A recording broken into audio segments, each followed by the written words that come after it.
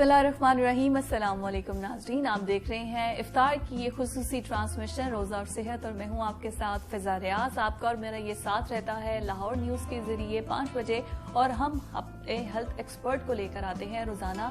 मुख्तलिफ health expert हमारे साथ मौजूद होते हैं जो कि हमें मुफीद मशवरे देते हैं। तो आज हमारे साथ जो हेल्थ एक्सपर्ट मौजूद हैं, स्पेशली जो बूढ़े लोग हैं, वो ही आज का प्रोग्राम जरूर देखें, क्योंकि फिजियोथेरेपी की जरूरत सबसे ज्यादा उनको होती है। गो के जो यंगस्टर्स होते हैं आजकल के दौर में, तो उनको भी फिजियोथेरेपी की जरूरत पड़ती है, लेकिन ये थेरेपी कितनी कंपल्सरी है, इसके क्या फायदे हो सकते हैं, और मेडिसिन से अल्टरनेटिव में हम इसको किस हद तक इस्तेमाल कर सकते हैं। तो आज हमारे साथ डॉक्टर शिजा मौजूद हैं, उनकी तरफ चलते हैं। अस्सलाम वालेकुम शिजा, कैसी हैं? जी वालेकुम अस्सलाम, अल्हम्दुलिल्लाह मैं बिल्कुल ठीक हूँ। हमेशा की तरह खूबसूरत लग रही हैं आप। Thank you. मुझे ये बताइए कि आपका रमजान कैसे जा रहा है? हाँ अल्हम्दुलिल्लाह बहुत अच्छा जा रहा है। चलें, ये तो अच्छी बात है, लेकिन हमारे वो लोग, सबसे पहले तो बहुत से मिसकंसेप्शन है फिजियोथेरेपी को लेके कि थेरेपी कितनी फायदेमंद होती है, और ये क्या यूजुअली जो जॉइंट्स पेन होते हैं या स्पाइनल का पेन होता है या आपको घुटनों का अगर मसला होता है, तो उसके लिए फिजियोथेरेपिस्ट को रुजू करते हैं। तो ये क्या बॉडी के किसी भी पेन के लिए आप रुजू कर सकते हैं फिजियोथेरेपी? जी हाँ बिल्कुल। फिजियोथेरेपी के जरिए आप मस्कुलोस्केलेटन से रिलेटेड जितनी भी कंडीशंस हैं उनको रिकवर कर सकते हैं विदाउट मेडिसिन एंड सर्जरी। इसमें कुछ ऐसी कंडीशंस होती हैं जिसमें लोग बहुत ज़्यादा मेडिसिन स्टार्ट कर लेते हैं, थोड़ा सा भी दर्द हो तो दवाइयों का इस्तेमाल बहुत ज़्यादा हो जाता है, और एक कंडीशन ऐसी होती है जब लोग ज़्यादा सर्जरी की तरफ जाते हैं। तो फिजियोथेरेपी एक ऐसी टेक्निक है जिसके थ्रू आपको रिकवरी मिलेगी without medicine and surgery. Okay, अच्छा, ये तो बड़ी अच्छी बात है, लेकिन ये बात है कि जब एक चीज का डॉक्टर ने इलाज ही ऑपरेशन बता दिया है कि आप ऑपरेशन करवाएंगे, उसके बाद आपको इस पेन से रिलीफ मिलेगा, और लोग फिजियोथेरेपी की तरफ जाते हैं, वो ये कंप्लेन करते हैं कि जब तक हम फिजियोथेरेपी, लेट्स सपोज के वो कहते हैं कि आप 3 मंथ्स का कोर्स करें, 3 मंथ्स तक आप कोर्स करते हैं, उसके बाद जब आप छोड़ देते हैं, उसके आफ्टर फ्यू वीक्स आपको अगेन वो पेन वहीं पे फील होता है कि जैसे पेन वहीं पर स्टार्ट हो गया। तो ये तो आप थ्रू आउट क्या पूरी जिंदगी करवाते रहेंगे तो आपको रिलीफ मिलेगा? नहीं, ऐसा नहीं होता। अगर कोई सर्जरी भी करवाता है तो पोस्ट सर्जिकल भी उन्हें रिहैब सेशन गाइड किया जाता है कि आपने फिजियोथेरेपी करवानी है अगर किसी की सर्जरी भी होती है। अच्छा, जब फिजियोथेरेपी करवा ली जाती है, उस कंडीशन को रिकवर किया जाता है, लेकिन लोग उसके बाद की प्रिकॉशंस नहीं करते। जो कोई भी फिजियो है, डॉक्टर है, आपको बाद की जो एहतियात बताएगा, आपके पोस्चर का बताएगा, आपकी कुछ प्रिकॉशंस बताएगा, उसको वो फोकस नहीं करता है, जिसकी वजह से उन्हें फिर से मसला आ जाता है। अच्छा, हमारे यहाँ पे अच्छा एक ये भी चीज बताइए कि शुरू में समटाइम ऐसा होता है, क्योंकि मेरे पेरेंट्स को मैं लेके जाती थी तो मुझे इसका थोड़ा बहुत आइडिया है। फिजियोथेरेपी के लिए जब आप जाते हैं तो फर्स्ट सेशन, सेकंड सेशन या third session it is more painful, क्योंकि आप जब जॉइंट्स में एक्सरसाइज करवाते हैं और जॉइंट्स को आप एक्सरसाइज के जरिए छेड़ते हैं, तो वो ज्यादा हिट करता है, लोगों को ज्यादा पेन करता है बनिस्बत के जब आप आए थे। तो वो जो एक हिट करने वाली पेन है वो कितनी देर में नॉर्मल हो जाती है, और अगर किसी को ये पेन हो रहा है तो वो ये समझते हैं कि हम डॉक्टर के पास गए, थेरेपिस्ट के पास, उसने तो हमें ज्यादा पेन कर दिया, अब तो हमने जाना ही नहीं है सेशंस के लिए नेक्स्ट। नहीं, बिल्कुल भी ऐसा नहीं होता। मतलब अगर आपने 3-4 साल या पुराने 10 सालों की दर्दें छुपा कर रखी हैं, ठीक है, तो उसको अगर खत्म करना है, रिकवर करना है, तो आपको उसको छेड़ना तो होगा, ठीक है। लेकिन सब लोग ऐसा नहीं करते। ये भी प्रोफेशनल पे डिपेंड करता है कि आप किस फिजियोथेरेपिस्ट के पास जा रहे हैं, उसकी टेक्निक्स कैसी हैं। हमारा जो फर्स्ट गोल होता है पेशेंट की पेन को खत्म करना।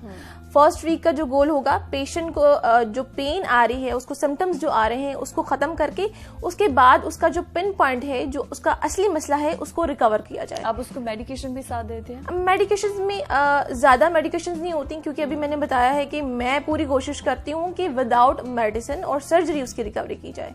तो यहाँ पर हम जेल वगैरह का इस्तेमाल कर सकते हैं। हमारी कुछ मोडालिटीज होती हैं जिसके थ्रू हमने उसकी पेन को कम करना होता है, खत्म करना होता है। अब अक्सर ऐसा होता है कि पेशेंट जो है अपनी टांग को, फॉर एग्जांपल नी की बात कर लेते हैं, अक्सर जो है बुजुर्ग खवातीन भी और हजरात भी, खवातीन में ज्यादा इस वजह से क्योंकि उनके वेट की वजह से अक्सर फीमेल बहुत ओबीस होती हैं, जो कि हमारे नीज सारा वेट जो है उसको बेयर करते हैं। इस वजह से फिर क्या होता है कि नी की स्पेस जो है रिड्यूस हो जाती है, इसमें उनको फिर प्रॉब्लम आती है। अब जब हम उसकी डायरेक्ट मोबिलाइजेशन की तरफ आ जाते हैं, एक्सरसाइजेस की तरफ आ जाते हैं, विदाउट उसको 1 वीक का सेडेटिव इफेक्ट दिए बगैर, मतलब कि उसको आपने मैनुअल करना है, हमने उसकी सॉफ्ट टिश्यूज करना है, उसके थ्रू उसका दर्द पहले वीक में हमने खत्म करना है, ठीक है, उसके बाद उसकी एक्सरसाइज स्टार्ट करनी है।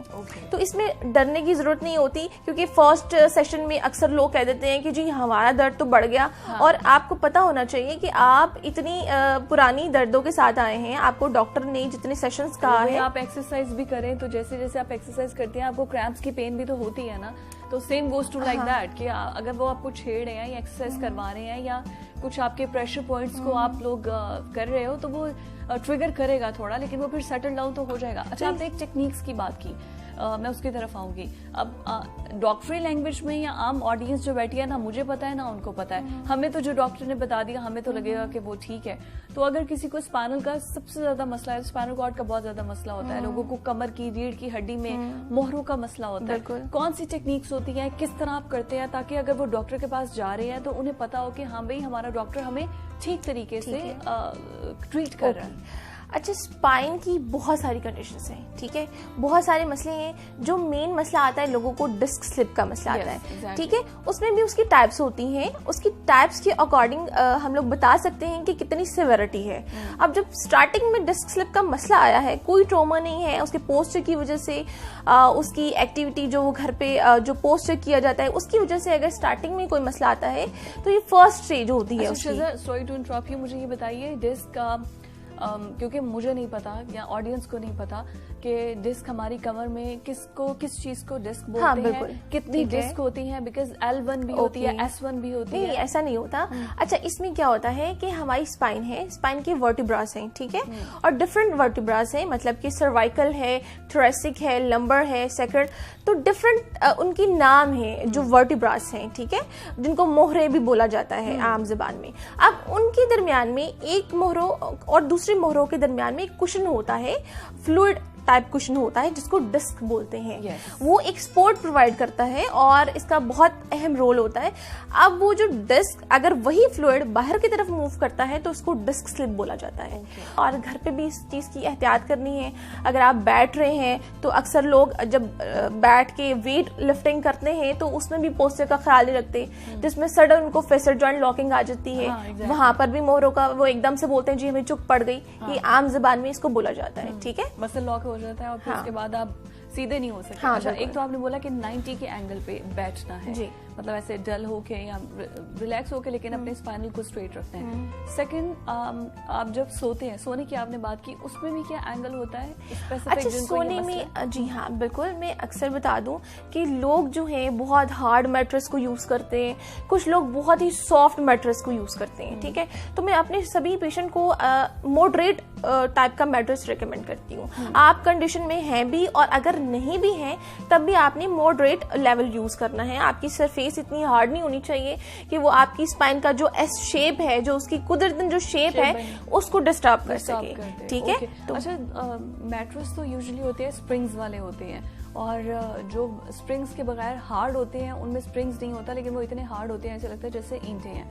तो फिर स्प्रिंग्स वाले जो यूजुअली घरों में यूज होते हैं वो तो स्प्रिंग्स वाले मैट्रेस यूज होते हैं, वो सेफ है, मतलब वो आपकी स्पाइन को रिलैक्स करते हैं। डिपेंड करता है आप किस कंपनी का यूज कर रहे हैं, ठीक है, इस पर भी डिपेंड करता है। स्प्रिंग मैट्रेस को मैं पर्सनली प्रिस्क्राइब नहीं करती हूँ, मैं बोलती हूँ कि सिंपल होना चाहिए, क्योंकि स्प्रिंग होगा उससे क्या होगा, जो आपकी एस शेप है, जो आपकी स्पाइन का कर्व है वो चेंज हो जाता है, ठीक है, डे बाय डे। उनको फिर जब टाइम गुजरता है तो उनको मोहरों के बहुत सारे मसले शुरू हो जाते हैं। अब जिनको मोहरों का मसला हो गया है तो वो फिजियोथेरेपी, मतलब अगर वो आते हैं और कहते हैं कि हम फिजियोथेरेपी पे गए हैं, हमें उसका फायदा नहीं हुआ, हमें उससे मसल हमारे रिलैक्स नहीं हुए, या हमें लगता नहीं है कि हमने इतने सेशन लिए हैं लेकिन उसके बावजूद भी हमें इसका फायदा नहीं हुआ, वो कहाँ गलती कर रहे हैं? जी, अब ये जो भी लोग आते हैं फिजियोथेरेपी के लिए, इनकी तो पहले यही इंटेंशंस होती हैं कि डॉक्टर को अगर पे किया है तो उसी से ही सब कुछ करवाना है, ठीक है,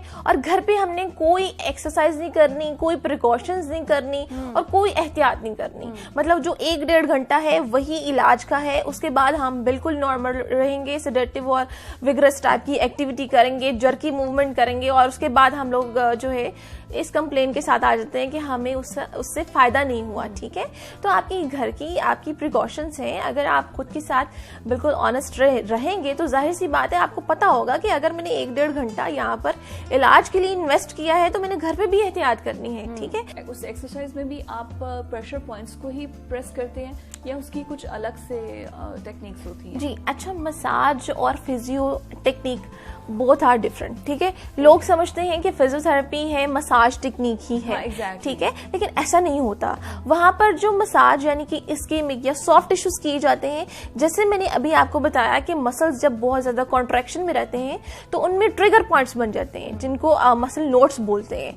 तो मसाज उन नोट्स को खत्म करने के लिए, दरअसल वो मसाज होता नहीं है, वो एक टेक्निक होती है जो उन को रिकवर करने के लिए, उन गिल्टियों को खत्म करने के लिए किया जाता है, ठीक है। और फिजियो ये फिजियो में ही ऐसा होता है, ठीक है। लेकिन मसाज में आपको ओवरऑल सेडेटिव इफेक्ट, कुछ मोटर पॉइंट्स होते हैं जो कि आपकी नर्व्स के थ्रू आपको वो सप्लाई जहां पर जा रही है उसको आप स्टिमुलेट करते हैं और उसमें सर्कुलेशन बढ़ाते हैं, ये इस तरीके से किया जाता है, ठीक है।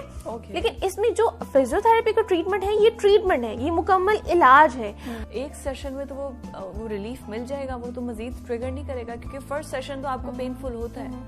अच्छा, फर्स्ट सेशन सबके लिए पेनफुल नहीं होता, इसमें भी टेक्निक्स होती हैं, ठीक है। अब अगर आप आ रहे हैं, आपको जस्ट ट्रिगर पॉइंट्स हैं, मसल स्पैज्म है, तो आपको जो 1.5 घंटा जो फॉलोअप वाले पेशेंट को लगना है, इनको 2 घंटे लगा दिए जाते हैं, जिसमें इनके मसल्स काफ़ी हद तक सॉफ्ट हो जाते हैं और वो रिलैक्स हो जाते हैं। उनकी जो एक्सरसाइज की जो रेंजेस लिमिटेड हैं उनको रिकवर कर दिया जाता है और ये पेन फ्री होता है। आपको अगर कोई पैथोलॉजिकल कंडीशन नहीं है, आपने जस्ट मसल्स के लिए जाना है, तो इसमें पेन नहीं आएगा, ये पेन फ्री होगा। अगर फिर भी मसला ज़्यादा ख़राब है तो उस वक्त आपका जो भी फिजियोथेरेपिस्ट होगा, आप जिस भी फिजियोथेरेपिस्ट के पास जाएंगे वो आपको कुछ सेशंस बता देगा, आप उसके अकॉर्डिंग करवाएं। अच्छा, इसमें पहले आप एक्सरे वगैरह करेंगे, एक्सरे करने के बाद आप डिसाइड करते हैं कि ये वाली इस पे थेरेपी होगी या physiotherapy is totally different? Because अगर आप एलोपैथी की तरफ जाते हैं तो उसमें तो आपको डॉक्टर एक्सरे देखते हैं, उसके बाद डिसाइड करता है कि यहाँ पे मोहरों में गैप है और ये सब कुछ है। तो इसमें फिजियोथेरेपिस्ट के पास अगर कोई एलोपैथी की तरफ नहीं जा रहा, डायरेक्ट फिजियो के पास आ रहा है, तो फिर वो क्या अपने एक्सरे साथ लेकर आए? जी बिल्कुल, फिजियोथेरेपिस्ट भी डायग्नोज कर सकता है, ठीक है। अपनी वो जो भी पेशेंट है उसको बताएगा कि फर्दर उसके डायग्नोस्टिक टूल में उसको जिस चीज़ की ज़रूरत होगी, एक्सरे की, MRI की, अपने पेशेंट के सिम्टम्स को देखते हुए, साइन एंड सिम्टम्स को देखते हुए वो अपने पेशेंट को प्रिस्क्राइब करेगा कि मुझे ये चीज़, ये रिपोर्ट तुम्हारी चाहिए, ठीक है। फिर उसके अकॉर्डिंग वो उसका ट्रीटमेंट प्लान डिज़ाइन करेगा। ओके, उसके अकॉर्डिंगली होगा। तो शिजा, बुलाने का आपको मकसद यही था कि हम जो है वो स्पेशली जो लोग घर में हमें देख रहे हैं जिनको जोड़ों का मसला है, जॉइंट पेन था, ताकि उनको थोड़ा रिलीफ मिल सके और वो जो फिजियो से बिल्कुल घबराते हैं कि रिलीफ नहीं मिलेगा, उनके थोड़े कॉन्सेप्ट जो है वो क्लियर हो सके। आज के प्रोग्राम से मुझे इजाज़त दीजिए, अल्लाह हाफ़िज़।